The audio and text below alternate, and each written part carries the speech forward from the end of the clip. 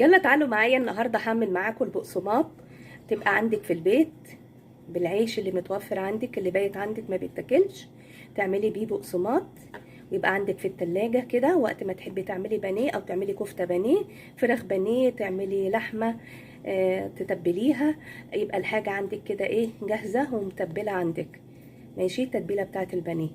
يلا بينا جوه الفيديو نشوف الطريقه ونشوف ازاي هنعملها. تعالوا بصوا كده، حطيته على الشوايه وحمصته، بس هو لسه سخن. حطيته على الشوايه وحمصته على الشوايه بس، وتقلبيه بالماشة كده وكده لغايه ما ينشف معاكي ويبقى كده محرفش، وتسيبيه بقى لما يبرد. بعد ما يبرد هنطحنه ونحط عليه البهارات ونعمل بيه البانيه، نعمل بيه الكفته البانيه، نعمل بيه اي حاجه بانيه عايزين نعملها. الطريقه دي جميله، تابعيني وان شاء الله باذن الله هتعمليها وتبقى جميله جدا. هوريكي تتبليها ازاي.